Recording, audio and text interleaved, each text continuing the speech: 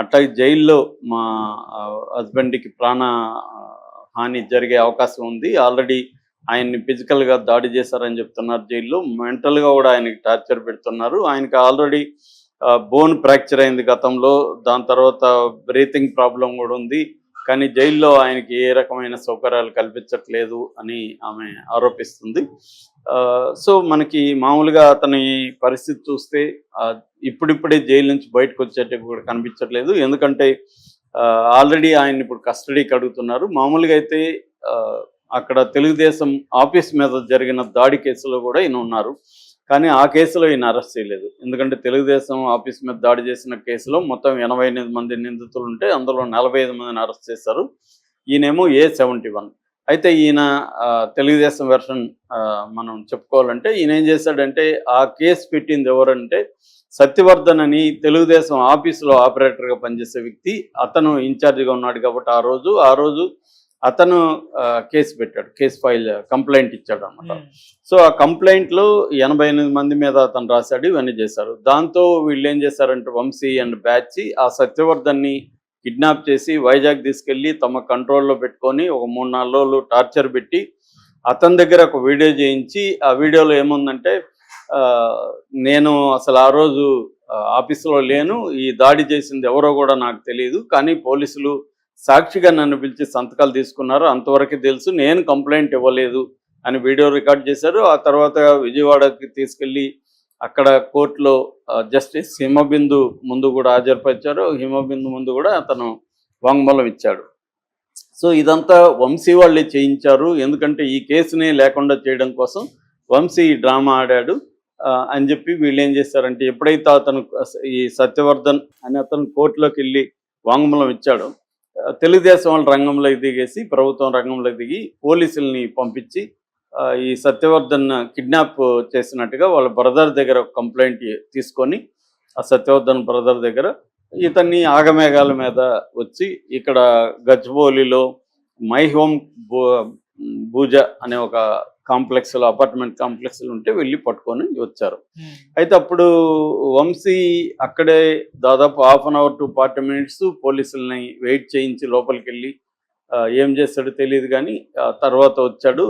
అక్కడేమో చాలామందికి ఫోన్లు చేశాడని ఒకటి, రెండో తన ఫోన్ని అతను అక్కడి నుంచి తరలించేశారు వేరే వాళ్ళ ద్వారా, ఫోన్ దొరకకుండా చూసుకున్నాడు. తర్వాత కూడా నిన్న కూడా 2 బృందాలు ఇక్కడికి వచ్చి ఇక్కడ పోలీసుల సహాయం తీసుకొని లోకల్ అక్కడ మొత్తం ఇల్లంతా సెర్చ్ చేశారు. దాదాపు కొన్ని గంటల పాటు వెతికారు కానీ ఫోన్ దొరకలేదు. అంటే లాస్ట్ వాళ్ళకి ఏంటంటే మన సెల్ టవర్ ఆధారంగా ఇతని ఫోన్ ఎక్కడ ఉన్నిందంటే ఈ మైహోమ్ భూజాలో ఉన్నింది, కానీ అక్కడ పోలీసులకు దొరకలేదు. ఆ ఫోన్ కానీ ఉంటే ఇతనికి సంబంధించి అనేక డీటెయిల్స్, ముఖ్యంగా కిడ్నాప్కి సంబంధించి ఇతన్ని చాలామందితో మాట్లాడినట్టుగా ఇవన్నీ ఉన్నాయి కాబట్టి ఈ ఆధారాలతో కోర్టులో పెట్టాలనేది ప్లాన్. ఇక్కడ తెలుగుదేశం మీద దాడి చేసిన కేసులో ఆల్రెడీ ఈయనకి ముందస్తు బెయిల్ 20 వరకు ఉంది.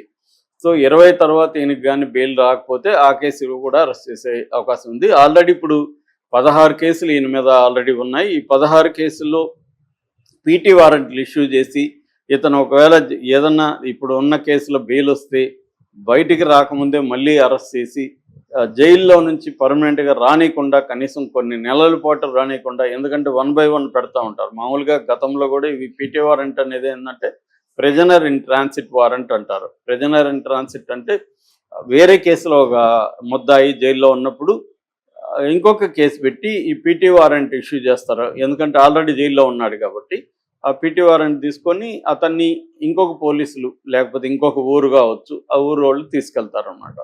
దీన్ని పీటీ వారెంట్ అంటారు. అట్లా గతంలో జగన్ కూడా ఇదే పని చేశాడు. మన ఆయన ఊరు దెందులూరు ఎమ్మెల్యే ప్రభాకర్ ఇలాంటి వాళ్ళని కూడా దాదాపు 60 కేసులు పెట్టి 1 by 1 ఒకప్పుడు నక్సలైట్లను ఇలా చేసేవాళ్ళు అనమాట. మావోయిస్టులు నక్సలైట్లు జైల్లో ఉన్నప్పుడు వాళ్ళని బయటికి రానియకుండా, బెయిల్లో వస్తే కూడా రానియకుండా, ఎందుకంటే మన దేశంలో శిక్ష పడడం అనేది చాలా లేటు. ఒక కేసు ట్రయల్ జరిగి శిక్ష పడాలంటే 7 అయిపోతుంది, కానీ ఆ లోపల బెయిల్ వచ్చేస్తుంది. బెయిల్ వచ్చే వీళ్ళు వెళ్ళిపోతారు.